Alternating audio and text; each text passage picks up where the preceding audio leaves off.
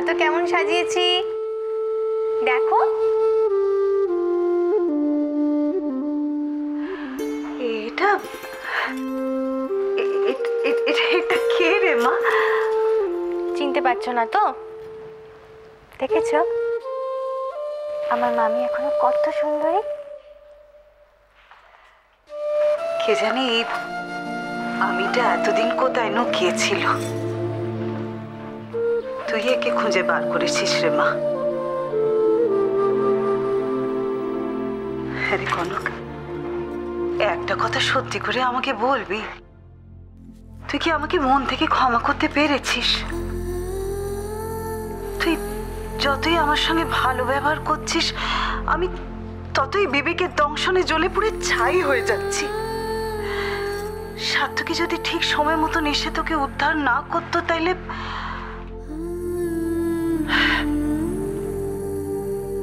ছি ছি ছি ছি ছি, দেব নরকেও জায়গা হবে না গো। আর দেবকেই বা কি বলছি, আমি তো কম পাপি তাপি মানুষ না। যত নষ্টের গোড়া তো আমি।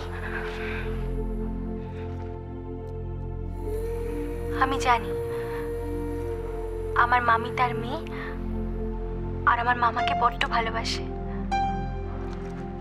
সেই ভালোবাসাটাই হয়তো তোমাকে বিভ্রান্ত করে। তাই এই অভাবের সংসারে মামা যখন আরেকটা মেয়েকে নিয়ে এলো, তুমি মন থেকে মেনে নিতে পারোনি, দিশেহারা হয়ে গেছিলে। কনক রে, আমি ভেবেছিলাম দেবু তোকে নিয়ে বিদেশ চলে যাবে, তুই ওকে নিয়ে সুখী থাকবি, মানিয়ে গুছিয়ে নিবি, ভালো করে সংসার করবি। আর এদিকে আমার ঝিলমিল চৌধুরী বাড়িতে রাজরানী হয়ে থাকবে, বউরানী হয়ে থাকবে। কিন্তু তোর মামার অবস্থা দেখে আমি প্রথম বুঝতে পারলাম রে, যে আমি কি চরম ভুল করে বসেছি। আমি তোর কাছে ক্ষমা চাইছি রে কনক। তোর মামি হয়ে আমি হাত জোর করে তোর কাছে ক্ষমা চাইছি রে মা। মামি কি হচ্ছেটা কি? আমি যদি সব ভুলে না যেতাম তাহলে এখানে থাকতাম বলো? তুই বিশ্বাস কর, আমি তোকে নরকে ঠেলে দেওয়ার কথা স্বপ্নেও ভাবতে পারি না গো। তোর মামি খারাপ হতে পারে, কিন্তু এতটা নিচু নামতে পারে না।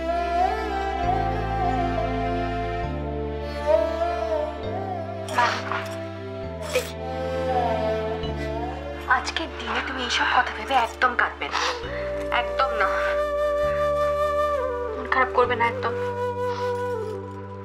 একটা কথা বলবো রে মা, আয় না আজকে আমি নিজের হাতে তোকে সাজিয়ে দিই, নিজের মেয়ের মতন করে। আজকে তো তুইও কোনে বউ। কনক,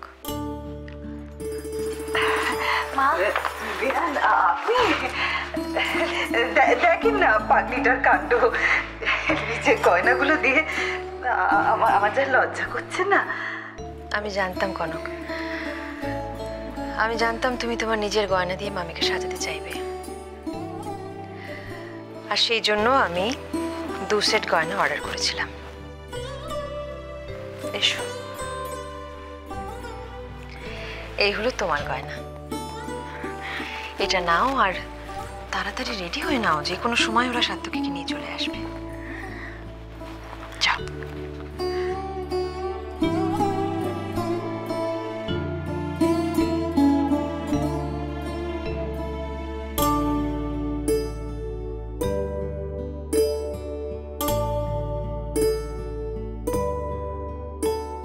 কিন্তু অলি এখনো এলো না কেন? তুমি যা বলছো ভেবে বলছো তো?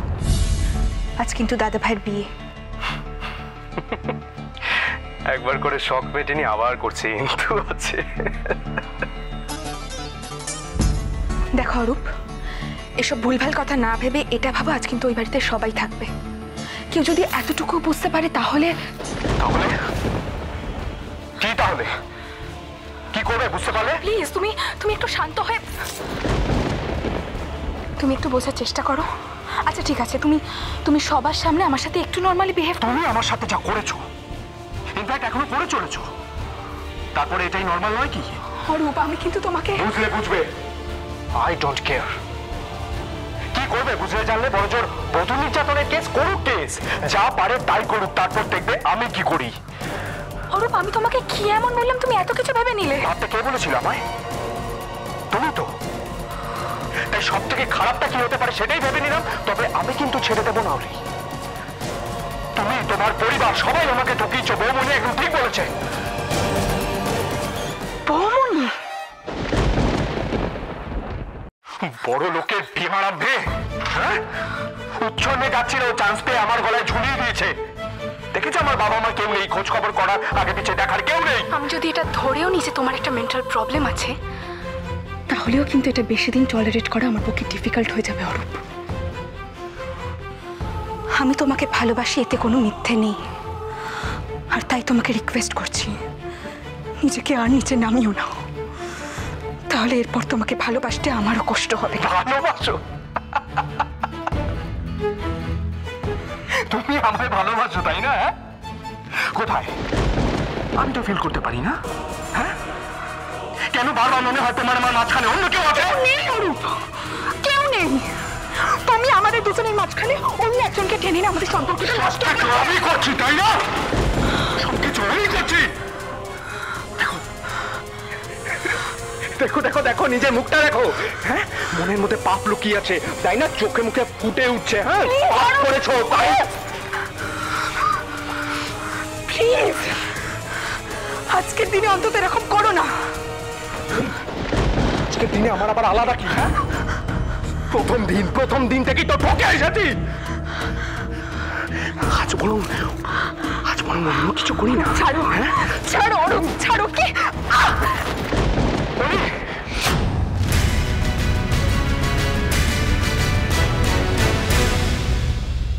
এই ধুতি জিনিসটার মধ্যে একটা আলাদা ব্যাপার আছে, জানো তো? একদম পারফেক্ট বাঙালি পোশাক। তবে এই পড়া আর পড়ানো দুটোই বড্ড হ্যাপা। তুমি শুধু এইটা ডিসাইড করো, তুমি কোঁচাটা হাতে রাখবে নাকি পকেটে রাখবে। না না, আমি ধরতে পারবো না। তুমি এটা কিছু করে ম্যানেজ করো। আচ্ছা দাঁড়াও, আমি পার্থ, তুমি যাই বলো না কেন, আমরা যারা ওই মাঝে মধ্যে ধুতি পরি তারা সারাক্ষণ কেন একটা অকওয়ার্ড ফিল করি। কিন্তু ওই দয়ানন্দ বাবুকে দেখো, সারাক্ষণ ধুতি পরে আছেন, কোনো অসুবিধা নেই। তবে দাদা, আমি ধরছি। আমার কিন্তু সাত্তকী বাবুকে দেখে হিংসে হচ্ছে। কেন হিংস হচ্ছে কেন? কি হলো? একে তোমাদের এখনো হয়নি? উফ, নিচে তো সবাই তাড়া দিচ্ছে। লগ্ন বলে কিন্তু একটা ব্যাপার আছে। হ্যাঁ, যতই সেকেন্ড টাইম বিয়ে হোক না কেন। আরে যাচ্ছি। আরে শ্রী, বুঝিস না এই ধুতির টেকনিক্যাল ব্যাপারটা কিরকম ক্রিটিক্যাল, এটা বুঝিস না? হ্যাঁ পার্থ, কি যেন বলছিলে, সাত্তকীর ওপর তোমার হিংসা হচ্ছে কেন জানো? হবে না দাদা, দুবার বিয়ে মানে দুবার ইয়ে সুযোগ কজনের হয় বলুন তো? দুবার ইয়ে মানে হানিমুন দাদা, হানিমুন। হানিমুন? ও কি কেমন? হ্যাঁ, তোমরা না সিরিয়াসলি শোনো, আমি কিন্তু ছোট বৌদিকে ওখানে গিয়ে বলে দেবো তোরা এখানে রেডি না হয়ে আড্ডা দিচ্ছিলি। মানে কি? আমি কি করলাম? তোমার বড়ি তো হানিমুন করতে চাইছে। চুপ করো পাকা ছেলে। আরে শোন Please, আড্ডা দিও না।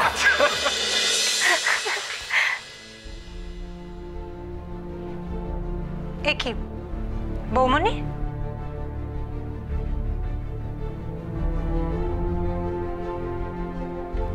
তুমি এখানে এভাবে দাঁড়িয়ে আছো কেন? তুমি এখন রেডি হওনি, যাবে না? তোমরা যাও পিসুমনি। আমরা তো যাবোই, তোমার কি হলো? কিছু না তো, ওই ডক্টর আমাকে স্ট্রেস নিতে বারণ করেছেন, তাই আর কি। আর ওই হইহট্টগুলোর মধ্যে আমার যেতেও খুব একটা ইচ্ছে করছে না। সেজন্য তুমি এরকম একটা গ্র্যান্ড ইভেন্টে পার্টিসিপেট না করে বাড়িতে থাকবে? আমার কোথাও যাওয়া না যাওয়াতে কারোর কি কিছু আসে যায় পিসিমণি? আর প্লিজ তোমরা আমার কথা ভেবো না। আমার আর কি, আমি এই বাড়িতেই তো, ঘরে এক কোণে শুয়ে রেস্ট নেব। আর আমি চাই না আমার জন্য তোমাদের সবার আনন্দটা স্পয়েল হোক।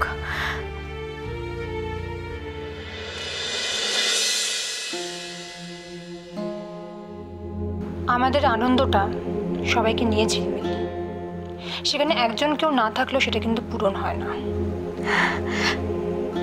আমি কি তোমাদের সবার মধ্যে আদৌ পড়ি পিসিমণি? আজকে তোমরা না হয় আনন্দ করছো, খুব ভালো মুডে আছো, তাই হয়তো আমার সাথে কথা বলছো।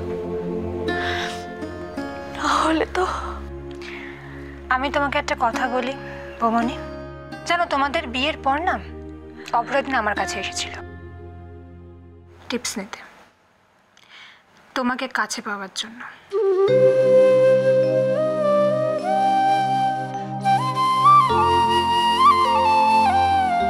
যে কোনো কারণেই হোক ও তোমাকে যতটা ভালোবেসেছিল তুমি হয়তো সেভাবে ওকে ভালোবেসে কাছে আসতে পারোনি।